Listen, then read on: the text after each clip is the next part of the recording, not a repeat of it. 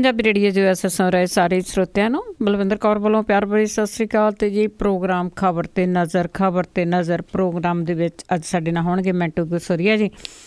ਦੱਸਣਗੇ ਕਿ ਪੰਜਾਬ ਦੇ ਵਿੱਚ ਜਾਂ ਭਾਰਤ ਭਰ ਦੇ ਵਿੱਚ ਕੀ ਕੁਛ ਚੱਲ ਰਿਹਾ ਹੈ।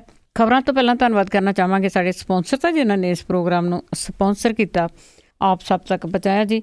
ਖਾਲਸਾ ਇੰਸ਼ੋਰੈਂਸ ਏਜੰਸੀ ਵਾਲੇ, ਜਿਨ੍ਹਾਂ ਦਾ ਫ਼ੋਨ ਨੰਬਰ 4082722500, ਜੋ ਹਰ ਇੱਕ ਤਰ੍ਹਾਂ ਦੀ ਇੰਸ਼ੋਰੈਂਸ ਕਰਦੇ ਨੇ। ਗੁਰਦੀਪ ਸਿੰਘ ਵਿਰਦੀ ਕਲੋਵਸ, ਅਸ਼ਾਨਜੀਤ ਸਿੰਘ ਕਲੋਟੀ ਤੇ ਪਰਿਵਾਰ ਜੁਬਾ ਸਿਟੀ, ਸਤਨਾਮ ਸਿੰਘ ਗਿੱਲ ਤੇ ਪਰਿਵਾਰ Selma, Jasvir Singh Joshan Mountain House, Talwinder Singh ਗਿਓ ਬੇਕਰਸਫੀਲਡ। ਬਹੁਤ ਬਹੁਤ ਇਹਨਾਂ ਦੇ ਧੰਨਵਾਦੀ, ਇਹਨਾਂ ਨੇ ਇਸ ਪ੍ਰੋਗਰਾਮ ਨੂੰ ਸਪੋਂਸਰ ਕੀਤਾ, ਆਪ ਸਭ ਤੱਕ ਪਹੁੰਚਾਇਆ ਜੀ। ਮਿੰਟੂ ਗੁਰਸਰੀਆ ਜੀ, ਸਤਿ ਸ਼੍ਰੀ ਅਕਾਲ, ਸਵਾਗਤ ਜੀ। ਜੀ ਸ਼ੁਕਰੀਆ ਜੀ, ਸਾਰਿਆਂ ਨੂੰ ਸਤਿ ਸ਼੍ਰੀ ਅਕਾਲ। ਅਤੇ ਮਿੰਟੂ, ਸਭ ਤੋਂ ਪਹਿਲਾਂ ਜਿਹੜੀ ਸੋਸ਼ਲ ਮੀਡੀਆ 'ਤੇ ਜਿਹੜੀਆਂ ਵਾਇਰਲ ਹੋਈਆਂ ਪਈਆਂ ਖਬਰਾਂ, ਪੰਜਾਬ ਦੇ ਵਿੱਚ ਬਦਅਮਨੀ ਦਾ ਜਿਹੜਾ ਸਿਖਰ ਆ ਕਿ ਦਿਨ ਦਿਹਾੜੇ ਹੀ ਨਾਭਾ ਜੇਲ੍ਹ ਦੇ ਹਮਲਾ ਤੇ 6 ਬੰਦੀ ਫਰਾਰ। ਸਭ ਤੋਂ ਪਹਿਲਾਂ ਤੇ ਮੈਂ ਦੱਸ ਦੇਵਾਂ ਜੀ ਕਿ ਜਿਹੜੇ 6 ਫਰਾਰ ਹੋਏ ਸੀ ਉਹਨਾਂ ਦੇ ਵਿੱਚੋਂ ਇੱਕ ਹਰਮਿੰਦਰ ਸਿੰਘ ਮਿੰਟੂ ਹੈ, ਜਿਹੜਾ ਹੁਣੇ ਥੋੜੇ ਮਿੰਟ ਪਹਿਲਾਂ ਜਿਹੜਾ ਦਿੱਲੀ ਤੋਂ ਅਰੈਸਟ ਹੋ ਗਿਆ। ਹਰਮਿੰਦਰ ਸਿੰਘ ਮਿੰਟੂ ਸੀਗਾ ਜਿਹੜਾ ਖਾਲਿਸਤਾਨ ਲਿਬਰੇਸ਼ਨ ਫੋਰਸ ਦਾ ਚੀਫ, ਉਹਨੂੰ ਗ੍ਰਿਫਤਾਰ ਕਰ ਲਿਆ ਗਿਆ ਦਿੱਲੀ ਤੋਂ। ਜਿਹੜੇ ਰਹਿੰਦੇ 5 ਬੰਦੀ, ਉਹਨਾਂ ਦਾ ਹਾਲੇ ਤੱਕ ਪਤਾ ਨਹੀਂ ਕਿ ਉਹ ਕਿੱਥੇ ਨੇ। ਉਹਨਾਂ ਨੂੰ ਹਾਲੇ ਤੱਕ ਕਿਸੇ ਵੀ ਥਾਂ ਤੋਂ ਟਰੇਸ ਨਹੀਂ ਕੀਤਾ ਗਿਆ, ਨਾ ਹੀ ਕੋਈ ਸੂਹ ਲੱਗੀ ਉਹਨਾਂ ਦੀ। ਇਹ ਹੁਣ ਦੀ ਖਬਰ ਆ, ਪਰ ਜੋ ਕੁਝ ਕੱਲ ਵਾਪਰਿਆ ਉਹ ਤੇ ਹੈਰਾਨ ਕਰ ਗਿਆ ਸਾਰੇ ਭਾਰਤ ਨੂੰ। ਕਿ ਮੈਂ ਕਹਿੰਦਾ ਕਿ ਜਿੱਥੇ ਜਿੱਥੇ ਵੀ ਕਿਸੇ ਨੇ ਉਹ ਖਬਰ ਸੁਣੀ ਹੈ, ਦੰਗ ਰਹਿ ਗਿਆ ਕਿ ਕਿਸੇ ਸੂਬੇ ਦੀ ਮੈਕਸੀਮਮ ਸਿਕਿਉਰਿਟੀ ਜੇਲ੍ਹ ਹੋਵੇ ਤੇ ਉਹਨੂੰ ਇਸ ਆਸਾਨੀ ਦੇ ਨਾਲ ਬ੍ਰੇਕ ਕਰ ਦਿੱਤਾ ਜਾਵੇ ਕਿ ਬੰਦੇ ਆਉਣ, ਆ ਕੇ ਉਹ ਡਿਊਟੀ ਤੱਕ ਪਹੁੰਚ ਜਾਣ ਤੇ ਬੜੀ ਆਰਾਮ ਦੇ ਨਾਲ ਉੱਥੋਂ ਬੰਦੇ ਆਪਦੇ ਨਾਲ ਦੇ ਲੈ ਕੇ ਚਲੇ ਜਾਣ। ਕੋਈ ਇਹਨਾਂ ਨੂੰ ਰੋਕੇ ਨਾ, ਕੋਈ ਟੋਕੇ ਨਾ, ਹੋ ਹੀ ਨਹੀਂ ਸਕਦਾ। ਕਿਉਂਕਿ ਜੇ ਆਮ ਬੰਦਾ ਉੱਥੇ ਮੁਲਾਕਾਤ ਕਰਨ ਜਾਂਦਾ ਹੈ ਤੇ ਉਹਨੂੰ ਅੱਧਾ ਪੌਣਾ ਘੰਟਾ ਇਹ ਸਿਕਿਉਰਿਟੀ ਵਾਲੇ ਚੱਕਰਾਂ 'ਚ ਲੰਘਣਾ ਪੈਂਦਾ ਹੈ। ਕਦੇ ਮੇਨ ਗੇਟ ਤੇ ਚੈਕਿੰਗ, ਕਦੇ ਉੱਥੇ ਚੈਕਿੰਗ, ਕਦੇ ਅੱਗੇ ਚੈਕਿੰਗ, ਕਦੇ ਇੱਥੇ ਚੈਕਿੰਗ। 40-45 ਮਿੰਟ ਉਹਦੇ ਇਸ ਤਰ੍ਹਾਂ ਹੀ ਲੰਘਦੇ ਆ। ਇਹ ਜਿਹੜਾ ਸੁਰੱਖਿਆ ਵਾਲਾ ਚੱਕਰ ਹੁੰਦਾ ਉਹਨੂੰ ਪਾਰ ਕਰਦੇ ਆ। ਪਰ ਕੱਲ ਕੀ ਹੋਇਆ ਕਿ ਉਹ ਕਾਰਾਂ ਦੇ ਵਿੱਚ ਦੋ ਕਾਰਾਂ 'ਚ ਸਵਾਰ ਹੋ ਕੇ ਆਉਂਦੇ ਆ, ਥੱਲੇ ਉਤਰਦੇ ਆ। ਜਿਹੜਾ ਉੱਥੇ ਸੰਤਰੀ ਸੀ ਮੇਨ ਗੇਟ ਦਾ, ਉਹਨੂੰ ਕਹਿੰਦੇ ਕਿ ਅਸੀਂ ਬੰਦੇ ਜਮ੍ਹਾਂ ਕਰਾਉਣੇ ਆ। ਕੁਛ ਜਿਹੜੇ ਹੱਥ ਕੜੀ ਲਾਈ ਸੀ ਉਹਨਾਂ ਨੇ ਸਿਵਿਲੀਅਨ ਬਣਾ ਕੇ ਕਿਹਾ ਬੰਦੇ ਅਸੀਂ ਜਮ੍ਹਾਂ ਕਰਾਉਣੇ ਜੇਲ੍ਹ 'ਚ। ਉਹਨੇ ਗੇਟ ਖੋਲ੍ਹ ਦਿੱਤਾ, ਮੇਨ ਦੂਜੇ ਗੇਟ ਤੇ ਚਲੇ ਗਏ ਜਿਹਨੂੰ ਡਿਊਟੀ ਗੇਟ ਕਹਿੰਦੇ ਆ। ਉੱਥੇ ਉਹਨੂੰ ਸ਼ੱਕ ਹੋਇਆ ਕਿ ਜਿਹੜਾ ਪਹਿਰੇਦਾਰ ਸੀ ਉਹਦੇ ਤੇ ਪਹਿਲਾਂ ਹਮਲਾ ਕੀਤਾ, ਪਰ ਬਾਅਦ ਦੇ ਵਿੱਚ ਉੱਥੇ ਗੋਲੀਆਂ ਚਲਾਉਣੀਆਂ ਸ਼ੁਰੂ ਕਰ ਦਿੱਤੀਆਂ ਉਹਨਾਂ ਤੇ। ਬੜੀ ਆਰਾਮਦਾਇਕ ਢੰਗ ਦੇ ਨਾਲ ਜਿਹੜੇ ਅੰਦਰ ਸੀਗੇ 6 ਕੈਦੀ ਉਹ ਫਰਾਰ ਹੋ ਜਾਂਦੇ ਆ। ਦੇਖੋ, ਸਭ ਤੋਂ ਵੱਡੀ ਗੱਲ ਇਹ ਹੈ ਕਿ ਜਿਹੜਾ ਉੱਥੇ ਸੰਤਰੀ ਸੀ ਉਹ ਕਿੱਡਾ ਬੇਵਕੂਫ ਬੰਦਾ ਖਿਲਾਰਿਆ ਸੀ ਇਹਨਾਂ ਨੇ। ਜਿਸ ਬੰਦੇ ਨੂੰ ਇਹ ਨਹੀਂ ਪਤਾ ਕਿ ਐਤਵਾਰ ਤੜਕੇ ਦਾ ਟਾਈਮ ਆ ਤੇ ਇਹ ਬੰਦੇ ਲੈ ਕੇ ਆ ਰਹੇ, ਮੈਂ ਘੱਟੋ ਘੱਟ ਇਹਨਾਂ ਦੇ ਕੋਈ ਆਇਡੈਂਟੀ ਕਾਰਡ ਵੇਖਾਂ, ਕੋਈ ਵਾਰੰਟ ਵੇਖਾਂ ਕਿ ਕਿਹੜੀ ਅਦਾਲਤ ਦੇ ਵਿੱਚੋਂ ਇਹ ਬੰਦਾ ਹੈ ਜਿਹੜਾ ਪੇਸ਼ੀ ਭੁਗਤ ਕੇ ਆ ਰਿਹਾ, ਜਾਂ ਕਿਹੜੀ ਅਦਾਲਤ ਨੇ ਇਹਨੂੰ ਜੇਲ੍ਹ 'ਚ ਭੇਜਿਆ। ਉਸ ਬੰਦੇ ਨੇ ਪੁੱਛਿਆ ਨਹੀਂ, ਸਿੱਧਾ ਗੇਟ ਖੋਲ੍ਹ ਦਿੱਤਾ। ਦੂਜੀ ਗੱਲ ਕਿ ਸਭ ਤੋਂ ਵੱਡਾ ਸਵਾਲ ਇਹ ਖੜਾ ਹੁੰਦਾ ਹੈ ਕਿ ਜਿਹੜੇ ਬੰਦੇ ਭੱਜਣ ਵਾਲੇ ਸਨ, ਕੀ ਉਹ ਡਿਊਟੀ ਦੇ ਵਿੱਚ ਬੈਠੇ ਸੀ ਜਾਂ ਡਿਊਟੀ ਦੇ ਬਿਲਕੁਲ ਨੇੜੇ ਸਨ? ਜੇ ਦੋਵਾਂ ਹੀ ਥਿਊਰੀਆਂ ਤੇ ਆਪਾਂ ਯਕੀਨ ਕਰ ਲਈਏ ਕਿ ਇਹਨਾਂ 'ਚੋਂ ਇੱਕ ਸਹੀ ਹੈ ਕਿ ਜਾਂ ਤੇ ਉਹ ਡਿਊਟੀ ਦੇ ਵਿੱਚ ਹੀ ਬਿਠਾਏ ਸੀ ਤੇ ਫਿਰ ਇਹਨਾਂ ਨੇ ਬਿਠਾਈ ਇਸ ਕਰਕੇ ਸੀ ਕਿ ਭੱਜਣ, ਕਿਉਂਕਿ ਇਹੋ ਜਿਹੇ ਖਤਰਨਾਕ ਬੰਦੇ ਡਿਊਟੀ 'ਚ ਬਿਠਾਉਣੇ ਇਹ ਤੇ ਆਪਣੇ ਆਪ ਦੇ ਵਿੱਚ ਇੱਕ ਬਹੁਤ ਵੱਡਾ ਸਿਕਿਉਰਿਟੀ ਲੈਪਸ ਆ। ਦੂਜੀ ਗੱਲ, ਜੇ ਉਹ ਨੇੜੇ ਤੇੜੇ ਸਨ ਤੇ ਇਹ ਵੀ ਅੰਦਰਲੀ ਜਿਹੜੀ ਜੇਲ੍ਹ ਦੀ ਸੁਰੱਖਿਆ ਉਹਦੇ ਤੇ ਇੱਕ ਬੜਾ ਵੱਡਾ ਸਵਾਲੀਆ ਨਿਸ਼ਾਨ ਆ। ਕਿਉਂਕਿ ਆਮ ਤੌਰ ਤੇ ਜਿਹੜੇ ਇਹੋ ਜਿਹੇ ਗੈਂਗਸਟਰ ਜਾਂ ਇਸ ਤਰ੍ਹਾਂ ਦੇ ਜਿਹੜੇ ਖਾੜਕੂ ਹੁੰਦੇ ਆ, ਉਹਨਾਂ ਨੂੰ ਸੈੱਲਾਂ ਦੇ ਵਿੱਚ ਰੱਖਿਆ ਜਾਂਦਾ, ਉਹਨਾਂ ਨੂੰ ਅੱਡੋ ਅੱਡ ਰੱਖਿਆ ਜਾਂਦਾ ਤੇ ਇਹ ਸਾਰੇ ਹੀ ਆਜ਼ਾਦ ਹੋ ਕੇ ਸਾਰੇ ਗਰੁੱਪ ਦੇ ਵਿੱਚ ਵਿਚਰ ਕੇ, ਗਰੁੱਪ ਵਜੋਂ ਵਿਚਰ ਕੇ ਉੱਥੇ ਡਿਊਟੀ ਦੇ ਕੋਲ ਆ ਗਏ ਸਨ। ਤੇ ਕਮਾਲ ਦੀ ਉੱਥੋਂ ਉਹਦੀ ਅੰਦਰੂਨੀ ਸੁਰੱਖਿਆ, ਜਿਹਨੂੰ ਮੈਕਸੀਮਮ ਸਿਕਿਉਰਿਟੀ ਜੇਲ੍ਹ ਕਹਿੰਦੇ ਆ। ਫਿਰ ਸਭ ਤੋਂ ਵੱਡਾ ਜਿਹੜਾ ਇਹਨਾਂ ਲਈ ਨਮੋਸ਼ੀਜਨਕ ਪਹਿਲੂ ਹੈ ਉਹ ਇਹ ਹੈ ਕਿ ਇਹਨਾਂ ਦੀ ਜਿਹੜੀ ਉੱਥੇ ਤੈਨਾਤ ਸੀ ਗਰਦ, ਉਹਨਾਂ ਦੇ ਵਿੱਚੋਂ ਕਿਸੇ ਨੇ ਮੁਕਾਬਲਾ ਕਰਨ ਦੀ ਕੋਸ਼ਿਸ਼ ਨਹੀਂ ਕੀਤੀ। ਉਹਨਾਂ ਨੂੰ ਚਪੇੜਾਂ ਨਾਲ ਕੁੱਟ ਕੇ ਮੇਜ਼ਾਂ ਥੱਲੇ ਵਾੜ ਦਿੱਤਾ ਗਿਆ। ਦੱਸਦੇ ਕਿ ਦੁਬਕਦੇ ਫਿਰਦੇ ਸੀ ਜਿਹੜੇ ਪ੍ਰਤੱਖਦਰਸ਼ੀ ਹੈ, ਉਹ ਕਹਿੰਦੇ ਕਿ ਪੁਲਿਸ ਵਾਲੇ ਤੇ ਖੂੰਜਾਂ 'ਚ ਲੱਗਦੇ ਫਿਰਦੇ ਸੀ। ਇੱਥੋਂ ਤੱਕ ਕਿ ਪਹਿਲਾਂ ਉਹ ਬੰਦੇ ਭਜਾ ਕੇ ਲੈ ਗਏ, ਅੱਗੇ ਫਾਟਕ ਬੰਦ ਸੀ, ਫਿਰ 1.5 ਕਿਲੋਮੀਟਰ ਵਾਪਸ ਆਏ ਆ, ਜੇਲ੍ਹ ਦੇ ਅੱਗਿਓਂ ਲੰਘੇ ਆ, ਉਦੋਂ ਤੱਕ ਵੀ ਇੱਕ ਦੂਜੇ ਦੇ ਵਿੱਚ ਵੱਜੇ ਫਿਰਦੇ ਸੀ, ਤਮਾਸ਼ਾ ਬਣਾਉਂਦੇ ਫਿਰਦੇ ਸੀ। ਕਦੇ ਉਧਰ ਨੂੰ ਫਾਇਰ ਕਰ ਦਿੱਤਾ, ਇੱਧਰ ਨੂੰ ਫਾਇਰ ਕਰ ਦਿੱਤਾ ਕਿ ਅਸੀਂ ਜੀ ਮੁਕਾਬਲਾ ਬੜਾ ਕੀਤਾ। ਆਪਣੇ ਆਪ ਨੂੰ ਬਚਾਉਣ ਲਈ ਮੁੜ ਕੇ ਹਵਾ 'ਚ ਗੋਲੀਆਂ ਚਲਾਉਂਦੇ ਰਹੇ ਆ। ਪਰ ਜਦੋਂ ਉਹ ਇਹਨਾਂ ਨੂੰ ਕੁੱਟ ਕੇ ਬੁਰੀ ਤਰ੍ਹਾਂ ਤਹਿ ਲਾ ਕੇ ਇਹਨਾਂ ਦੀ ਆਪਦੇ ਬੰਦੇ ਛਡਾ ਕੇ ਲੈ ਗਏ, ਇਹਨਾਂ ਤੋਂ ਕੱਖ ਵੀ ਨਹੀਂ ਹੋਇਆ। ਇਹ ਸਿੱਧੇ ਤੌਰ ਤੇ ਦੇਖੋ, ਹੁਣ ਸਾਡਾ ਜਿਹੜਾ ਉਪ ਮੁੱਖ ਮੰਤਰੀ ਹੈ ਉਹ ਬੜਾ ਹੀ ਜ਼ਿਆਦਾ ਐਡਵਾਂਸ ਹੈ। ਜਿੱਥੋਂ ਲੋਕੀ ਸੋਚਣਾ ਖਤਮ ਕਰਦੇ ਆ, ਉੱਥੋਂ ਸੋਚਣਾ ਸ਼ੁਰੂ ਕਰ ਦਿੰਦਾ। ਉਹ ਇਹ ਤੇ ਹਾਲੇ ਪੱਕਾ ਦੱਸ ਨਹੀਂ ਸਕਿਆ ਕਿ ਬੰਦੇ ਭੱਜੇ ਕਿੰਨੇ ਆ, ਪਰ ਉਹਨੇ ਇਹ ਦੱਸ ਦਿੱਤਾ ਕਿ ISI ਦੀ ਇਹ ਸਾਰੀ ਸਾਜ਼ਿਸ਼ ਹੈ। ਉਹ ISI ਨੂੰ ਕਿਸੇ ਦੇ ਭਾਂਡੇ ਤੇ ISI ਲਿਖਿਆ ਹੋਵੇ ਤੇ ਉਦੋਂ ਵੀ ਸ਼ੱਕ ਦੀ ਨਿਗਾਹ ਨਾਲ ਦੇਖਦਾ ਕਿ ISI ਮਾਰਕ ਨਹੀਂ, ਇੱਕ ਤੇ ਹੋ ਸਕਦਾ ਪਾਕਿਸਤਾਨ ਵਾਲੀ ISI ਨੇ ਨਾ ਪਤੀਲਾ ਭੇਜਿਆ ਹੋਵੇ। ਉਹ ਇਹੋ ਜਿਹਾ ਉਹਨੇ ਬੰਦੇ ਨਹੀਂ ਦੱਸੇ ਕਿ ਉਹ ਕਿੰਨੇ ਭੱਜੇ ਆ, ਪਹਿਲਾਂ ਇਹ ਦੱਸ ਦਿੱਤਾ ਕਿ ISI ਦੀ ਸਾਜ਼ਿਸ਼ ਹੈ। ਜਦ ਕਿ ਇਸ ਤਰ੍ਹਾਂ ਦੀ ਜੇ ਸਥਿਤੀ ਹੈ ਤਾਂ ਉਹ ਉਸੇ ਉਪ ਮੁੱਖ ਮੰਤਰੀ ਦੀ ਡੁੱਬ ਮਰਨ ਵਾਲੀ ਹੈ, ਕਿਉਂਕਿ ਜੇ ISI ਉਹਦੀਆਂ ਜੇਲ੍ਹਾਂ ਤੱਕ ਪਹੁੰਚ ਗਈ ਹੈ ਤੇ ਫਿਰ ਉਹ ਉੱਥੇ ਬੈਠਾ ਕਾਹਦੇ ਲਈ ਹੈ।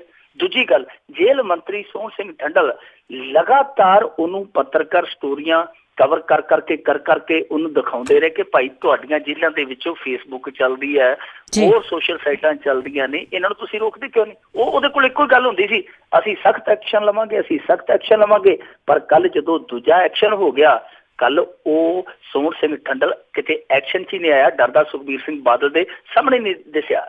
ਬਿਲਕੁਲ ਜੀ, ਮੇਰੇ ਤਾਂ ਖਿਆਲ 'ਚ ਇੱਕ ਥਾਂ ਬੈਠੇ ਹੋਣੇ ਆ ਦੋਨੇ। ਤੇ ਅੱਗੇ ਤੁਸੀਂ ਗੱਲ ਕੀਤੀ ਆ ਜੀ ਜਿਹੜਾ ਸਿਕਿਉਰਿਟੀ ਗਾਰਡ ਹੁੰਦਾ ਉਸ ਦੀ, ਤੇ ਉਸ ਤੋਂ ਵੀ ਪਰੇ ਜੇ ਹੁਣ ਪੁਲਿਸ ਵਾਲਿਆਂ ਦੀ ਗੱਲ ਕਰੀਏ ਤਾਂ ਉਹਨਾਂ ਨੇ ਇੱਕ ਨਿਰਦੋਸ਼ ਲੜਕੀ ਭੁੰਨ ਦਿੱਤੀ। ਦੇਖੋ, ਇਹ ਦੋ ਗੁਨਾਹ ਹੋਏ ਕੱਲ ਪੰਜਾਬ ਪੁਲਿਸ ਤੋਂ। ਇੱਕ ਤੇ ਜਿਹੜਾ ਕਿ ਉਹਨਾਂ ਨੂੰ ਕੁੱਟ ਕੇ ਉੱਥੋਂ ਬੰਦੇ ਭਜਾ ਕੇ ਲੈ ਗਏ, ਉਹ ਵੀ ਗੁਨਾਹ ਆ ਕਿ ਉਹ ਆਪਣੀ ਡਿਊਟੀ ਹੈ ਜਿਹੜੀ ਉਹ ਅਦਾ ਨਹੀਂ ਕਰ ਸਕੇ। ਇਹ ਇੱਕ ਗੁਨਾਹ ਆ ਉਹਨਾਂ ਦਾ ਬਹੁਤ ਵੱਡਾ। ਦੂਜੀ ਗੱਲ ਇਹ ਹੈ ਕਿ ਉਹਨਾਂ ਨੇ ਕੱਲ ਨਿਰਦੋਸ਼ ਭੁੰਨ ਦਿੱਤੇ। ਦੇਖੋ, ਜਿੱਥੇ ਗੋਲੀ ਚਲਾਉਣੀ ਸੀ ਉੱਥੇ ਤੁਹਾਤੋਂ ਚੱਲੀ ਨਾ, ਜਿੱਥੇ ਤੁਸੀਂ ਰੋਕਣਾ ਸੀ ਲੋਕਾਂ ਨੂੰ ਉੱਥੇ ਰੋਕਿਆ ਨਾ। ਆ ਕੇ ਇੱਕ ਆਮ ਨਾਗਰਿਕ ਨੂੰ ਇਸ ਤਰ੍ਹਾਂ ਗੋਲੀਆਂ ਦੇ ਨਾਲ ਵਿੰਨ ਦੇਣਾ, ਉਹ ਵੀ ਬਿਨਾਂ ਕਿਸੇ ਵਾਰਨਿੰਗ ਤੋਂ, ਬਿਨਾਂ ਕਿਸੇ ਰੋਕ ਲਾਈ ਤੋਂ, ਬਿਨਾਂ ਕਿਸੇ ਕੋਸ਼ਿਸ਼ ਕੀਤਾ ਤੋਂ ਕਿ ਇਹਨੂੰ ਪਹਿਲਾਂ ਜਿਉਂਦਾ ਇਹਨਾਂ ਨੂੰ ਟਰੈਪ ਕੀਤਾ ਜਾਵੇ, ਇਹਨਾਂ ਨੂੰ ਰੋਕਿਆ ਜਾਵੇ। ਅਸਲ ਦੇ ਵਿੱਚ ਇਹ ਕਹਾਣੀ ਵਾਪਰੀ ਉਦੋਂ ਜਦੋਂ ਇਹ ਪੰਜਾਬ ਪੁਲਿਸ ਬੌਂਦਲ ਗਈ, ਜਦੋਂ ਇਸ ਤਰ੍ਹਾਂ ਦੀ ਇੱਕ ਵੱਡੀ ਘਟਨਾ ਜਿਹੜੀ ਸਾਹਮਣੇ ਆਈ। ਯਕਦਮ ਇਹਨਾਂ ਨੇ ਫਿਰ ਸੜਕਾਂ ਜਿਹੜੀਆਂ ਸੀਲ ਕਰ ਦਿੱਤੀਆਂ। ਇਹ ਧਰਮੇੜੀ ਪਿੰਡ ਆ, ਜਦੋਂ ਸਮਾਣੇ ਲਾਗੋਂ ਜਿਹੜੀ ਸੜਕ ਨਿਕਲਦੀ ਹੈ ਚੀਕੇ ਨੂੰ ਐਂਟਰ ਹੁੰਦੀ ਹੈ, ਉਸ ਸੜਕ ਤੇ ਇਹਨਾਂ ਨੇ ਨਾਕਾ ਲਾਇਆ ਹੋਇਆ ਸੀ। ਇੱਕ ਕਾਰ ਗੁਜ਼ਰੀ, ਕਾਰ ਕਿਉਂਕਿ ਜਿਹੜੀ ਸੀ ਉਹ ਸਪੀਡ ਦੇ ਵਿੱਚ ਸੀ, ਇਹਨਾਂ ਨੇ ਪਤਾ ਨਹੀਂ ਹੱਥ ਦਿੱਤਾ ਜਾਂ ਨਹੀਂ ਦਿੱਤਾ। ਇਹ ਤਾਂ ਕਹਿੰਦੇ ਅਸੀਂ ਰੋਕਣ ਦੀ ਕੋਸ਼ਿਸ਼ ਕੀਤੀ, ਉਹਨਾਂ ਨੇ ਕਾਰ ਰੋਕੀ ਨਹੀਂ, ਅਸੀਂ ਫਾਇਰ ਕਰ ਦਿੱਤਾ। ਦੂਜੀ ਗੱਲ, ਜਿਹੜੇ ਕਾਰ ਚਾਲਕ ਸੀਗੇ ਉਹ ਚਲਾਉਂਦੇ ਪਏ ਸੀਗੇ, ਉਹ ਕਹਿੰਦੇ ਸੀਗੇ ਕਿ ਇਹਨਾਂ ਨੇ ਹੱਥ ਜ਼ਰੂਰ ਦਿੱਤਾ। ਜਿਵੇਂ ਅਸੀਂ ਵੇਖਿਆ, ਅਸੀਂ ਕਾਰ ਹੌਲੀ ਕਰਕੇ ਸਾਈਡ ਤੇ ਲਾਉਣ ਦੀ ਕੋਸ਼ਿਸ਼ ਕੀਤੀ, ਜਦ ਤੱਕ ਇਹਨਾਂ ਨੇ ਘੋੜਾ ਨੱਪ ਦਿੱਤਾ। ਉਸ ਕਾਰ ਦੇ ਵਿੱਚ ਜਿਹੜੀ ਡਰਾਈਵਰ ਸੀਟ ਦੇ ਨਾਲ ਦੀ, ਉਸ ਡਰਾਈਵਰ ਸੀਟ ਦੇ ਨਾਲ ਜਿਹੜੀ ਕੁੜੀ ਬੈਠੀ ਸੀ ਉਹ ਥਾਂ ਮਰ ਗਈ। ਕੁਛ ਜਿਹੜੀਆਂ ਪਿੱਛੇ ਬੈਠੀਆਂ ਸਨ 2-3 ਸਵਾਰੀਆਂ, ਉਹਨਾਂ ਦੇ ਵਿੱਚੋਂ ਵੀ ਇੱਕ ਜ਼ਖਮੀ ਹੋਈ। ਨਹੀਂ, ਪਿੱਛੇ ਜਿਹੜਾ ਇੱਕ ਮੋਟਰਸਾਈਕਲ ਆਉਂਦਾ ਸੀ ਉਹਦੇ ਤੇ ਇੱਕ ਪਤੀ ਪਤਨੀ ਜਾ ਰਹੇ ਸਨ, ਉਹਦੇ ਵਿੱਚ ਵੀ ਪਤੀ ਪੱਟੇ ਗੋਲੀ ਵੱਜ ਗਈ। ਇਹ ਪੁਲਿਸ ਦੀ ਨਾਅਹਲੀਅਤ ਦੇਖੋ ਕਿ ਉੱਥੇ ਜਦੋਂ ਗੋਲੀ ਚੱਲੀ ਹੈ, ਪੁਲਿਸ ਵਾਲੇ ਉਸ ਕੁੜੀ ਨੂੰ ਬਚਾਉਣ ਦੀ ਥਾਂ ਤੇ ਉੱਥੋਂ ਖਿਸਕਣ 'ਚ ਲੱਗੇ ਹੋਏ ਸਨ ਜੀ। ਜਦੋਂ ਲੋਕਾਂ ਨੇ ਵੇਖਿਆ ਕਿ ਇੱਕ ਨਿਰਦੋਸ਼ ਨੂੰ ਮਾਰ ਦਿੱਤਾ ਪੁਲਿਸ ਵਾਲਿਆਂ ਨੇ, ਲੋਕ ਭੱਜ ਕੇ ਉਹਨਾਂ ਵੱਲ ਹੋਏ, ਉਹ ਕਾਰ ਭਜਾ ਕੇ ਲੈ ਗਏ। ਇਸ ਭੱਜ ਦੌੜ ਦੇ ਵਿੱਚ ਉਹਨਾਂ ਦਾ ਇੱਕ ਸਾਥੀ ਉੱਥੇ ਰਹਿ ਗਿਆ। ਉਸ ਸਾਥੀ ਨੂੰ ਲੋਕਾਂ ਨੇ ਦੁੰਬਾ ਬਣਾ ਕੇ ਕੁੱਟਿਆ। ਅੱਤ ਦਰਜੇ ਦੀ ਜਿਹੜੀ ਹੈ ਪੁਲਿਸ ਲਈ ਉਹ ਇਹ ਸ਼ਰਮ ਵਾਲੀ ਗੱਲ ਆ ਕਿ ਜਿਹੜਾ ਬੰਦਾ SLR ਲੈ ਕੇ ਉੱਥੇ ਸਟੇਨ ਗਨ ਲੈ ਕੇ ਖੜਾ ਸੀ ਪੁਲਿਸ ਵਾਲਾ, ਉਹ ਸਿਵਲ ਵਰਦੀ 'ਚ ਸੀ, ਸਿਵਲ ਕੱਪੜਿਆਂ 'ਚ ਸੀ। ਜਿਹਨੂੰ ਲੋਕਾਂ ਨੇ ਪੜਿਆ ਉਹ ਵਰਦੀ ਦੇ ਵਿੱਚ ਹੀ ਨਹੀਂ ਸੀ। ਹੁਣ ਦੇਖੋ, ਇਸ ਤਰ੍ਹਾਂ ਦੀ ਜਿਹੜੀ ਲਾਪਰਵਾਹੀ ਹੈ ਕਿ ਪੁਲਿਸ ਨਾਕੇ ਤੇ ਸਿਵਲ ਵਰਦੀ 'ਚ ਕੋਈ ਖੜਾ, ਕਿਸੇ ਨੂੰ ਕੀ ਪਤਾ ਕੌਣ ਹੈ ਕੌਣ ਨਹੀਂ। ਪਰ ਫਿਰ ਜਿਹੜਾ ਪੁਲਿਸ ਨੇ ਪਰਚਾ ਕੱਟਿਆ ਉਹ ਵੀ ਬਹੁਤ ਜ਼ਿਆਦਾ ਸ਼ਰਮਨਾਕ ਆ।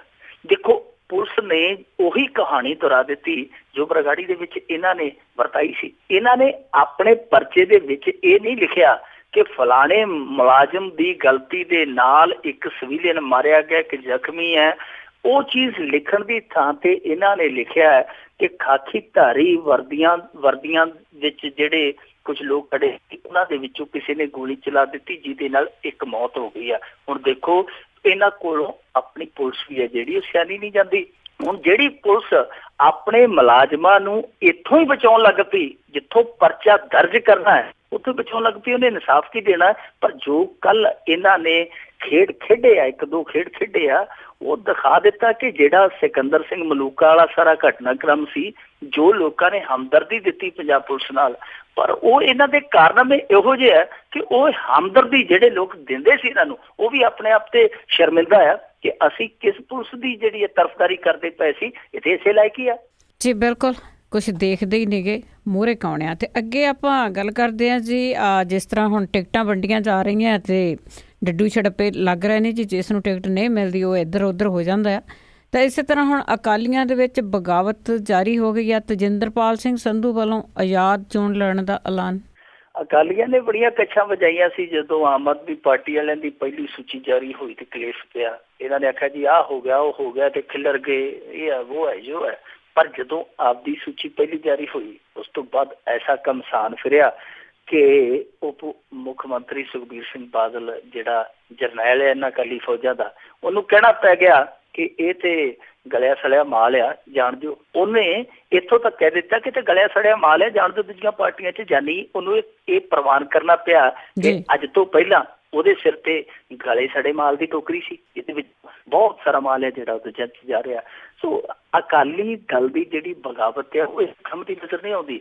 ਸਰਵਣ ਸਿੰਘ ਫਲੌਰ ਕਾਂਗਰਸੀ ਹੋ ਗਿਆ, ਅਵਨਾਸ਼ ਚੰਦਰ ਆਲਮੋਸਟ ਹੋ ਚੱਲਿਆ ਸੀ, ਕੈਪਟਨ ਨੂੰ ਮਿਹਣੇ ਵੱਜਣ ਲੱਗ ਪਏ ਕਿ ਜਿਨ੍ਹਾਂ ਲੋਕਾਂ ਨੂੰ ਤੁਸੀਂ ਕਹਿੰਦੇ ਸੀ ਕਿ ਇਹ ਜੀ ਅਸਤੀਫਾ ਦੇਣ, ਇਹ ਡਰੱਗ ਦੇ ਧੰਦੇ ਦੇ ਵਿੱਚ ਲਿਪਤ ਆ, ਇਹ ਲੋਕ ਸ਼ਾਮਲ ਆ, ਤੁਸੀਂ ਹੁਣ ਉਹਨਾਂ ਨੂੰ ਆਪਣੀਆਂ ਬਾਹਾਂ ਦੇ ਵਿੱਚ ਲੈ ਰਹੇ ਹੋ। ਇਸ ਕਰਕੇ ਉਹਨੂੰ ਨੋ ਐਂਟਰੀ ਹੋ ਗਈ। ਪਰ ਉਸ ਤੋਂ ਪਹਿਲਾਂ ਬਹੁਤ ਸਾਰੀਆਂ ਐਂਟਰੀਆਂ ਜਿਹੜੀਆਂ ਉਹਨਾਂ ਲਈ ਯੈਸ ਹੋ ਗਈ। ਪ੍ਰਗਟ ਸਿੰਘ ਅੱਜ ਆ ਰਿਹਾ, ਬੀਬੀ ਨਵਜੋਤ ਕੌਰ ਸਿੱਧੂ ਭਾਜਪਾ ਵਾਲੀ ਉਹ ਅੱਜ ਆ ਰਹੀ ਹੈ।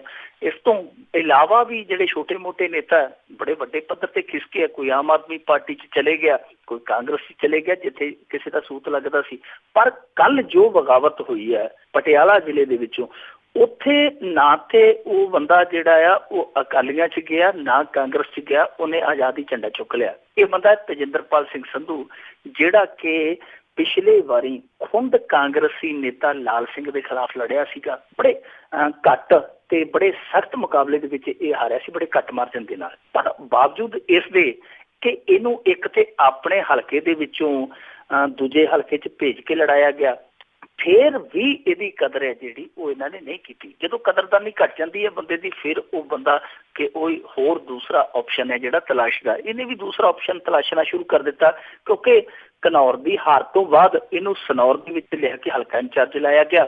ਹਲਕਾ ਇੰਚਾਰਜੀ ਇਸ ਤੋਂ ਪਹਿਲਾਂ ਕਿ ਜਵਾਨ ਹੁੰਦੀ ਇਹ ਉਹ ਹਲਕਾ ਇੰਚਾਰਜ ਵੀ ਚਲੇਗੀ, ਕਿਉਂਕਿ ਉੱਥੇ ਲਿਆ ਕੇ ਪ੍ਰੇਮ ਸਿੰਘ ਚੰਦੂ ਮਾਜਰਾ ਦਾ ਮੁੰਡਾ ਸੀ ਜਿਹੜਾ, ਉਹਨੂੰ ਕੱਢ ਦਿੱਤਾ ਗਿਆ। ਇਹਨੂੰ ਜਦੋਂ ਵੇਖਿਆ ਕਿ ਮੈਨੂੰ ਨਜ਼ਰ ਅੰਦਾਜ਼ ਕਰ ਦਿੱਤਾ ਗਿਆ, ਫਿਰ ਦਿਲ ਤੇ ਆਈ ਕਿ ਕਿਉਂ ਨਾ ਹੁਣ ਟਿਕਟ ਤੇ ਟੇਕ ਰੱਖ ਲਈਏ। ਜਦੋਂ ਟਿਕਟ ਤੇ ਟੇਕ ਟੁੱਟ ਗਈ, ਫਿਰ ਫੈਸਲਾ ਲੈ ਲਿਆ ਕਿ ਤੂੰ ਕਰਨਾ ਜੋ ਮਰਜ਼ੀ ਕਰ ਲੈ, ਵੰਜ ਬਰਾਬਰ ਕੱਟਾਂਗੇ। ਹੁਣ ਉਹ ਅਕਾਲੀਆਂ ਤੇ ਕਾਂਗਰਸੀਆਂ ਬਰਾਬਰ ਆਪਣੀ ਪਤਨੀ ਨੂੰ ਸਨੌਰ ਤੋਂ ਆਜ਼ਾਦ ਉਮੀਦਵਾਰ ਵਜੋਂ ਉਤਾਰ ਚੁੱਕਾ। ਇਹ ਜਿਹੜੀ ਬਗਾਵਤ ਵਾਲੀ ਹੈ ਉਹ ਸਾਰੇ ਪਾਸੇ ਖੇਡ ਹੈ ਜਿਹੜੀ ਖਿਲਰਦੀ ਜਾਂਦੀ ਹੈ।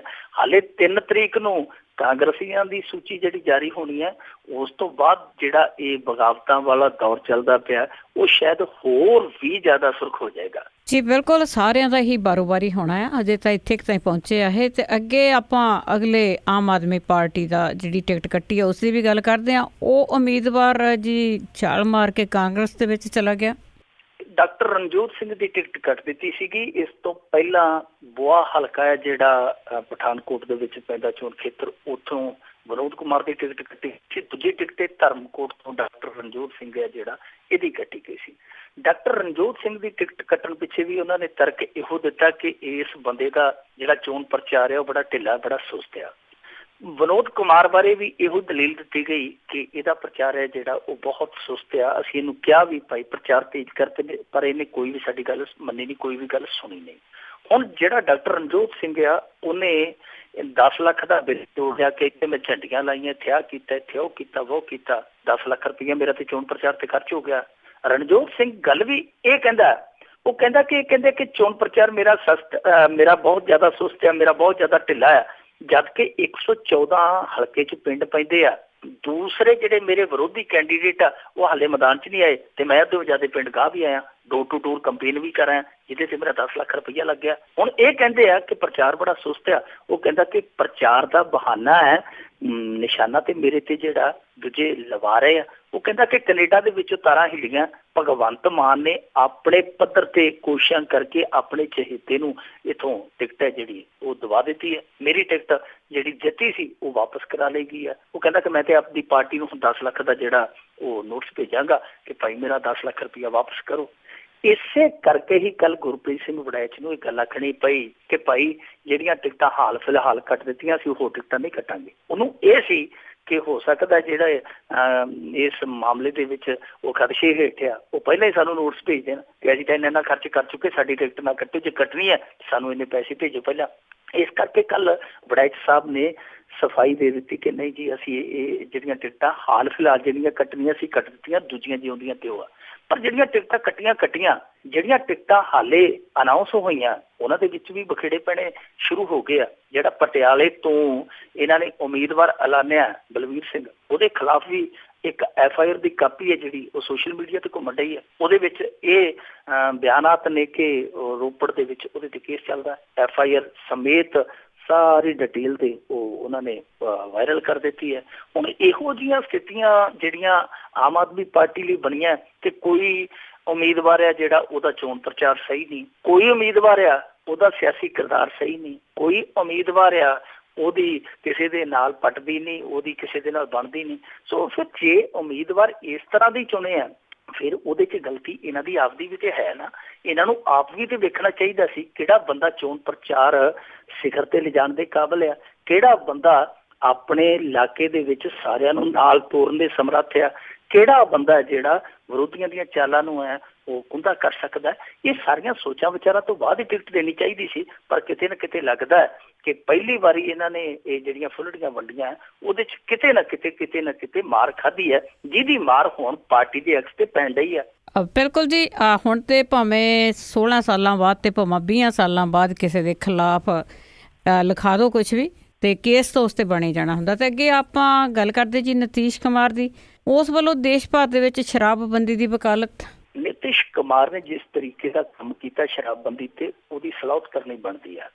ਨਿਤੀਸ਼ ਕੁਮਾਰ ਉਸ ਦੌਰ ਦੇ ਵਿੱਚ ਸ਼ਰਾਬਬੰਦੀ ਨੂੰ ਕਾਮਯਾਬ ਕਰਕੇ ਗਿਆ ਜਿਸ ਦੌਰ ਦੇ ਵਿੱਚ ਭਾਰਤੀ ਜਨਤਾ ਪਾਰਟੀ ਕੇਂਦਰ 'ਚ ਸੀ ਤੇ ਉਹਦਾ ਪੂਰਾ ਵਾਹ ਲੱਗਾ ਹੋਇਆ ਸੀ ਕਿ ਬਿਹਾਰ ਦੇ ਵਿੱਚ ਸ਼ਰਾਬਬੰਦੀ ਨੂੰ ਫੇਲ ਕੀਤਾ ਜਾਵੇ। ਪਰ ਬਾਵਜੂਦ ਇਸ ਦੇ ਨਿਤੀਸ਼ ਦਾ ਇਹ ਹਠਯੋਗ ਸੀ ਕਿ ਉਹਨੇ ਕੰਡ ਨਹੀਂ ਲੱਗਣ ਦਿੱਤੀ। ਆਪਣੀ ਜਿਹੜੀ ਨੀਤੀ ਸੀ ਹਾਈ ਕੋਰਟ ਨੇ ਬੇਸ਼ੱਕ ਉਹਨੂੰ ਰੱਦ ਦਿੱਤਾ, ਉਹਨੇ ਸੁਪਰੀਮ ਕੋਰਟ ਦੇ ਵਿੱਚ ਅਪੀਲ ਕਰਕੇ ਉਹ ਆਪਣੀ ਜਿਹੜੀ ਸ਼ਰਾਬਬੰਦੀ ਸੀ ਉਹਨੂੰ ਬਹਾਲ ਕਰਵਾ ਲਿਆ। ਇਹ ਨਿਤੀਸ਼ ਕੁਮਾਰ ਦੀ ਆਪਾਂ ਕਹਿ ਸਕਦੇ ਹਾਂ ਕਿ ਇੱਕ ਸਿਆਸੀ ਇੱਛਾ ਸ਼ਕਤੀ ਦੀ ਜਿੱਤ ਸੀ ਕਿ ਉਹ ਪਾਰਟੀਆਂ ਦੇ ਵਿਰੋਧ ਤੇ ਅਦਾਲਤ ਦੇ ਵਿੱਚੋਂ ਆਏ ਉਲਟ ਫੈਸਲੇ ਦੇ ਉਲਟ ਜਾ ਕੇ ਵੀ ਇਹ ਜਿਹੜੀ ਸ਼ਰਾਬਬੰਦੀ ਦੀ ਉਹਦੀ ਇੱਕ ਨੀਤੀ ਸੀ ਉਸ ਨੂੰ ਕਾਮਯਾਬ ਕਰ ਲਿਆ। ਉਹ ਹੁਣ ਚਾਹੁੰਦਾ ਹੈ ਕਿ ਇਸ ਨੀਤੀ ਦਾ ਪਸਾਰ ਹੈ ਜਿਹੜਾ ਉਹ ਪੂਰੇ ਮੁਲਕ ਦੇ ਵਿੱਚ ਹੋਵੇ।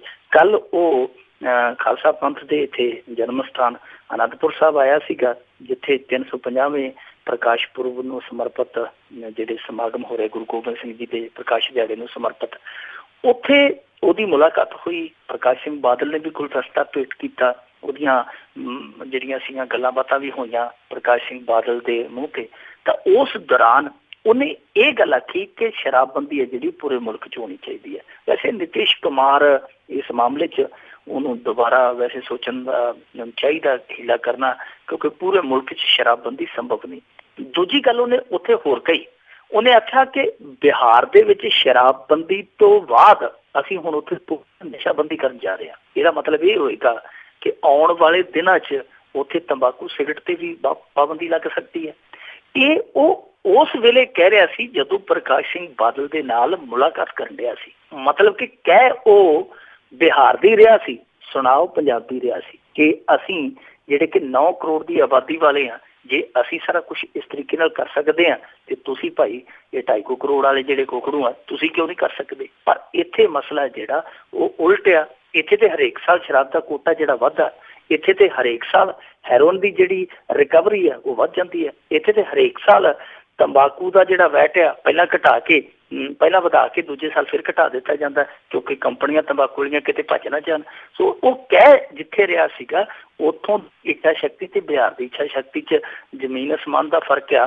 ਪਰ ਫਿਰ ਵੀ ਜੋ ਵੀ ਹੋਵੇ ਨਿਤਿਸ਼ ਕੁਮਾਰ ਨੇ ਇੱਕ ਮਿਸਾਲ ਜਿਹੜੀ ਕਾਇਮ ਕੀਤੀ ਹੈ, ਉਸ ਮਿਸਾਲ ਦੀ ਰੌਸ਼ਨੀ ਇੱਥੇ ਵੀ ਵੰਡੀ ਹੈ ਕਿ ਭਾਈ ਤੁਸੀਂ ਕਰ ਸਕਦੇ ਹੋ, ਕਰਨ ਦੇ ਸਮਰੱਥ ਹੋ ਜੇ ਤੁਸੀਂ ਸੋਚੋ ਤੇ ਥੋੜਾ ਬਹੁਤ। ਜੇ ਪੂਰਨ ਤੌਰ ਤੇ ਤੁਸੀਂ ਇਹ ਸ਼ਰਾਬਬੰਦੀ ਜਾਂ ਨਸ਼ਾਬੰਦੀ ਨਹੀਂ ਕਰ ਸਕਦੇ, ਪਰ ਇਹਦੇ 'ਚ ਸੁਧਾਰ ਲਿਆ ਸਕਦੇ ਹੋ। ਜੇ ਅਸੀਂ ਹੁਣ ਸੁਧਾਰਾਂ ਵੱਲ ਵੀ ਨਾ ਤੁਰੀਏ ਤੇ ਫਿਰ ਨਾ ਨਿਤਿਸ਼ ਦਾ ਕਸੂਰ ਹੈ ਤੇ ਨਾ ਸਮਗਲਰਾਂ ਦਾ ਕਸੂਰ ਹੈ, ਫਿਰ ਕਸੂਰ ਸਾਡੇ ਸਮਾਜ ਦਾ, ਕਸੂਰ ਸਾਡੀ ਸਰਕਾਰ ਦਾ। ਬਿਲਕੁਲ ਜੀ, ਕਿਉਂਕਿ ਉਹ ਇੱਕ ਕਸੂਰ ਹੈ ਜਿਹੜੀ ਅਸੀਂ ਉਹਨਾਂ ਨੂੰ ਸੁਧਾਰਨਾ ਨਹੀਂਗਾ। ਤੇ ਅੱਗੇ ਆਪਾਂ ਗੱਲ ਕਰਦੇ ਹਾਂ ਜੀ ਨੋਟਬੰਦੀ ਦੇ ਖਿਲਾਫ ਪੂਰਾ ਭਾਰਤ ਬੰਦ ਰਹੂਗਾ। ਇਹ ਭਾਰਤ ਬੰਦ ਦਾ ਐਲਾਨ ਕੀਤਾ ਸੀ ਵਿਰੋਧੀ ਧਿਰ ਨੇ, ਪਰ ਵਿਰੋਧੀ ਧਿਰ ਹੀ ਹੈ ਜਿਹੜੀ ਉਹ ਆਪਸ ਦੇ ਵਿੱਚ ਇੱਕ ਦੂਜੇ ਦੇ ਵਿਰੋਧ 'ਚ ਵੰਡੀ ਗਈ ਆ। ਇਹ ਤ੍ਰਿਣਮੂਲ ਕਾਂਗਰਸ ਦੀ ਜਿਹੜੀ ਮਮਤਾ ਬੈਨਰਜੀ ਹੈ, ਉਹਨੇ ਆਪਣੀ ਅਗਵਾਈ ਦੇ ਵਿੱਚ ਝੰਡਾ ਚੁੱਕਿਆ ਸੀ। ਹਾਲਾਂਕਿ ਕਾਂਗਰਸ ਦੀ ਮਜਬੂਰੀ ਬਣ ਗਈ, ਕਾਂਗਰਸ ਵੀ ਤੁਰਿਆ। ਪਰ ਹੋਇਆ ਕਿ ਜਿਵੇਂ 28 ਨਵੰਬਰ ਦਾ ਦਿਨ ਚੜ੍ਹਿਆ, ਉਸ ਦਿਨ ਦੇ ਚੜ੍ਹਾਅ ਤੋਂ ਪਹਿਲਾਂ ਕਾਂਗਰਸ ਦਾ ਬਿਆਨ ਆ ਗਿਆ ਕਿ ਅਸੀਂ ਭਾਰਤ ਬੰਦ ਦੇ ਹੱਕ ਦੇ ਵਿੱਚ ਨਹੀਂ। ਸਾਡੇ ਸਮਰਥਨ ਹੈ ਜਿਹੜੇ ਉਹ ਨੋਟਬੰਦੀ ਨੂੰ ਪੂਰਨ ਆ, ਨੋਟਬੰਦੀ ਦੇ ਵਿਰੋਧ ਨੂੰ ਪੂਰਨ ਆ, ਪਰ ਆ ਭਾਰਤ ਬੰਦ ਵਾਲਾ ਜਿਹੜਾ ਸੱਦਾ ਹੈ ਅਸੀਂ ਇਹਦੇ ਨਾਲ ਮੁਤਫਿਕ ਨਹੀਂ ਆ।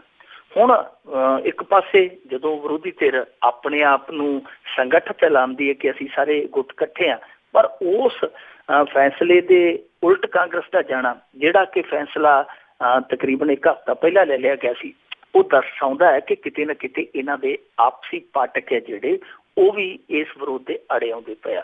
ਅਸਲ ਦੇ ਵਿੱਚ ਮਸਲਾ ਕੀ ਆ ਕਿ ਜਿਹੜੀ ਕਾਂਗਰਸ ਆ ਉਹਦੇ ਵਿੱਚੋਂ ਟੁੱਟ ਕੇ ਗਈ ਸੀ ਮਮਤਾ ਬੈਨਰਜੀ। ਉਹਨੇ ਆਪਦੀ ਅੱਡ ਤ੍ਰਿਣਮੂਲ ਕਾਂਗਰਸ ਬਣਾ ਲਈ, ਉਹਨੂੰ ਗੱਦੀਆਂ ਲਾਂਭੇ ਕਰ ਲਈ। ਕਾਮਰੇਡਾਂ ਨੇ ਜਿਹੜੇ ਕਿ ਇਸ ਵਿਰੋਧ ਦੇ ਵਿੱਚ ਉਹ ਵੀ ਝੰਡਾ ਬਰਦਾਰਿਆ, ਕਾਮਰੇਡਾਂ ਨੇ ਪੂਰਾ ਵਾਹ ਲਾਇਆ, ਮਮਤਾ ਬੈਨਰਜੀ ਫਿਰ ਸਰਕਾਰ ਬਣਾ ਗਈ। ਕਾਂਗਰਸ ਨੇ ਕਾਮਰੇਡਾਂ ਦੇ ਨਾਲ ਗੱਠਜੋੜ ਕੀਤਾ ਕਿ ਕਿਸੇ ਤਰੀਕੇ ਦੇ ਨਾਲ ਇਹਨੂੰ ਗਤੀ ਤੇ ਦੁਬਾਰਾ ਕਬਜ਼ੇ ਹੋਣ ਤੋਂ ਰੋਕੀਏ, ਫਿਰ ਵੀ ਉਹ ਕਾਮਯਾਬ ਨਹੀਂ ਹੋ ਸਕੇ। ਮਮਤਾ ਬੈਨਰਜੀ ਉੱਥੇ ਰਿਪੀਟ ਹੋ ਗਈ। ਹੁਣ ਇਹਨਾਂ ਦੀ ਮੁਸ਼ਕਲ ਇਹ ਹੈ ਕਿ ਜੇਕਰ ਇਹ ਇੱਥੇ ਦਿੱਲੀ ਦੇ ਵਿੱਚ ਖੁੱਲ੍ਹ ਕੇ ਮਮਤਾ ਬੈਨਰਜੀ ਦੇ ਨਾਲ ਤੁਰਦੇ ਆ ਤੇ ਬੰਗਾਲ ਦੇ ਵਿੱਚ ਮੈਸੇਜ ਹੈ ਜਿਹੜਾ ਗਲਤ ਜਾਂਦਾ। ਲੋਕ ਕਹਿੰਦੇ ਆ ਕਿ ਸਾਨੂੰ ਤੁਸੀਂ ਇਹਨਾਂ ਦੇ ਨਾਲ ਛਿੱਤਰੋ ਛਿੱਤਰੀ ਕਰਾਇਆ, ਆਪ ਤੁਸੀਂ ਉੱਥੇ ਪਿਆਰ ਦੀਆਂ ਪੀਂਘਾਂ ਝੂਟਦੇ ਹੋ। ਇਸ ਕਰਕੇ ਇਸ ਪ੍ਰਭਾਵ ਤੋਂ ਬਚਣ ਲਈ ਕਾਮਰੇਡ ਵੀ ਔਰ ਕਾਂਗਰਸੀ ਵੀ ਇਹ ਆਪਣੇ ਪੱਧਰ ਤੇ ਵਿਰੋਧ ਤੇ ਕਰਦੇ ਪਏ ਆ, ਮਮਤਾ ਬੈਨਰਜੀ ਵਾਲੇ ਵਿਰੋਧ ਨੂੰ ਸਮਰਥਨ ਤੇ ਕਰਦੇ ਪਏ ਆ, ਪਰ ਉਹ ਖੁੱਲ੍ਹ ਕੇ ਧਿਰ ਬਣ ਕੇ ਜਿਹੜੇ ਆ ਉਹ ਇਹਨਾਂ ਫੈਸਲਿਆਂ ਦੇ ਵਿੱਚ ਸ਼ਰੀਕ ਨਹੀਂ ਬਣ ਰਹੇ। ਇਸ ਕਰਕੇ ਹੁਣ ਜੇ ਦੇਖ ਸਕਦੇ ਆ ਕਿ ਜਿਹੜਾ ਭਾਰਤ ਬੰਦ ਦਾ ਸੱਦਾ ਸੀ ਉਹ ਬਿਲਕੁਲ ਫਲੋਪ ਹੋ ਗਿਆ, ਕਿਉਂਕਿ ਇਸ ਸੱਦੇ ਦੇ ਹਮਾਇਤੀ ਜਿਹੜੇ ਆ, ਖੁੱਲ੍ਹ ਕੇ ਹਮਾਇਤੀ ਹੈ, ਉਹ ਮਮਤਾ ਬੈਨਰਜੀ ਹੈ ਜਾਂ ਅਰਵਿੰਦ ਕੇਜਰੀਵਾਲ ਹੈ ਜਾਂ ਇੱਕਾ ਦੁੱਕਾ ਹੋਰ ਹੋਣਗੇ। ਜਿਹੜੇ ਕਾਮਰੇਡ ਆ, ਕਾਂਗਰਸੀ ਹੈ, ਇਹ ਆਪਣੇ ਪੱਧਰ ਤੇ ਵਿਰੋਧ ਜਿਤਾ ਰਿਹਾ। ਇਹ ਕਾਂਗਰਸੀਆਂ ਨੇ ਕਿਹਾ ਅਸੀਂ ਧਰਨੇ ਲਾਵਾਂਗੇ, ਅਸੀਂ ਹੋਰ ਤਰ੍ਹਾਂ ਦੇ ਪ੍ਰਦਰਸ਼ਨ ਕਰਾਂਗੇ ਵਿਰੋਧ ਦੇ ਵਿੱਚ, ਪਰ ਭਾਰਤ ਬੰਦ ਵਾਲਾ ਸੱਦਾ ਜਿਹੜਾ ਉਹ ਅਸੀਂ ਨਹੀਂ ਕਹਿੰਦੇ ਕਿ ਭਾਰਤ ਬੰਦ ਕੀਤਾ ਜਾਵੇ। ਇਸ ਕਰਕੇ ਭਾਰਤ ਬੰਦ ਦਾ ਜਿਹੜਾ ਅਸਰ ਆ ਉਹ ਕਿਤੇ ਭਾਵੇਂ ਕੋਈ ਡੂੰਘਾ ਪੈ ਜਾਵੇ, ਵੱਡਾ ਪੈ ਜਾਵੇ, ਪਰ ਆਮ ਤੌਰ ਤੇ ਜਿੱਥੇ ਜਿੱਥੇ ਸਰਕਾਰਾਂ ਅਕਾਲੀ ਆ ਜਾਂ ਜਿੱਥੇ ਵੀ ਕਿਤੇ ਕੋਈ ਭਾਜਪਾਈ ਸਰਕਾਰ ਹੈ, ਜਿਹੜੀ ਕਾਂਗਰਸ ਵਿਰੋਧੀ ਸਰਕਾਰ ਹੈ ਜਾਂ ਤ੍ਰਿਣਮੂਲ ਕਾਂਗਰਸ ਦੇ ਵਿਰੋਧੀ ਸਰਕਾਰ ਹੈ, ਉੱਥੇ ਇਹਦਾ ਕੋਈ ਪ੍ਰਭਾਵ ਪੈਣਾ ਜਿਹੜਾ ਉਹ ਮੇਰੇ ਖਿਆਲ ਦੇ ਨਾਲ ਮੁਨਾਸਬ ਨਹੀਂ ਹੈ। ਹਾਂਜੀ, ਤੇ ਅੱਗੇ ਆਪਾਂ SYL ਨਹਿਰ ਦੀ ਗੱਲ ਕਰਦੇ ਹਾਂ ਕਿ ਉਸ ਦੇ ਮੁੱਦੇ ਤੇ ਪੰਜਾਬ ਤੇ ਹਰਿਆਣਾ ਦੇ ਮੁੱਖ ਮੰਤਰੀ ਰਾਸ਼ਟਰਪਤੀ ਨੂੰ ਮਿਲਣਗੇ। ਇਹਨਾਂ ਨੇ ਟਾਈਮ ਮੰਗਿਆ ਸੀਗਾ ਬਾਦਲ ਸਾਹਿਬ ਨੇ ਰਾਸ਼ਟਰਪਤੀ ਤੋਂ, ਇਹਨਾਂ ਨੂੰ ਤੇ ਟਾਈਮ ਮਿਲਿਆ ਨਹੀਂ। ਕੈਪਟਨ ਅਮਰਿੰਦਰ ਸਿੰਘ ਟਾਈਮ ਤੋਂ ਪਹਿਲੇ ਜਾ ਕੇ ਮਿਲਾਇਆ। ਇਹ ਬੜਾ ਨਾਰਾਜ਼ ਹੋਏ ਸਨ ਕਿ ਅਸੀਂ ਮੁੱਖ ਮੰਤਰੀ, ਅਸੀਂ ਰਾਜ ਦੇ ਮਾਲਕ, ਸਾਨੂੰ ਤੇ ਟਾਈਮ ਦਿੱਤਾ ਨਹੀਂ। ਤੇ ਕੈਪਟਨ ਅਮਰਿੰਦਰ ਸਿੰਘ ਵਿਰੋਧੀ ਧਿਰ ਵਾਲੇ ਜਿਹੜੇ ਪਹਿਲਾਂ ਜਾ ਕੇ ਮਿਲੇ, ਉਹਨਾਂ ਨੇ ਕਿਹਾ ਕੋਈ ਗੱਲ ਨਹੀਂ, ਤੁਸੀਂ ਆ ਜਾਓ, ਇੱਥੇ ਕਿਹੜਾ ਕੋਈ ਵੀਜ਼ਾ ਲੱਗਣਾ ਦਿੱਲੀ ਦਾ, ਤੁਸੀਂ ਵੀ ਆ ਜਾਓ, ਤੁਸੀਂ ਵੀ ਮਿਲ ਲਿਓ। ਹੁਣ ਇਹਨਾਂ ਨੂੰ ਟਾਈਮ ਹੈ ਜਿਹੜਾ ਸੋਮਵਾਰ ਦਾ ਦਿੱਤਾ ਗਿਆ 6:15 ਦਾ ਸ਼ਾਮ ਦਾ, ਪਰ ਰਾਸ਼ਟਰਪਤੀ ਨੇ ਨਾਲ ਹੀ, ਕਿਉਂਕਿ ਜਿਹੜਾ ਹਰਿਆਣੇ ਦਾ ਮੁੱਖ ਮੰਤਰੀ ਮਨੋਹਰ ਲਾਲ ਖੱਟਰ, ਉਹਨੇ ਵੀ ਟਾਈਮ ਮੰਗਿਆ ਸੀ, ਨਾਲ ਹੀ ਉਹਨੇ ਉਹਨਾਂ ਨੂੰ ਵੀ ਸੱਦ ਲਿਆ। ਦੋਨਾਂ ਨੂੰ ਇੱਕੋ ਸਮੇਂ ਇੱਕੋ ਦਿਨ ਉੱਥੇ ਰਾਸ਼ਟਰਪਤੀ ਭਵਨ 'ਚ ਕਿ ਤੁਸੀਂ ਮੁਲਾਕਾਤ ਕਰ ਸਕਦੇ ਹੋ।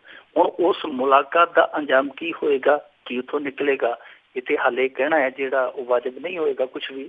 ਪਰ ਇਹ ਸਮਝਿਆ ਜਾ ਰਿਹਾ ਕਿ ਰਾਸ਼ਟਰਪਤੀ ਪਹਿਲ ਜਿਹੜੀ ਹੈ ਉਹ ਇਹੀ ਕਰਨਗੇ ਕਿ ਦੋਵੇਂ ਧਿਰਾਂ ਜਿਹੜੀਆਂ ਉਹ ਬਹਿ ਕੇ ਇੱਕ ਟੇਬਲ ਤੇ ਸੰਵਾਦ ਰਚਾਉਣ ਕਿ ਇਸ ਮਸਲੇ ਦਾ ਹੱਲ ਕਰਨ ਦੀ ਕੋਸ਼ਿਸ਼ ਕਰਨ।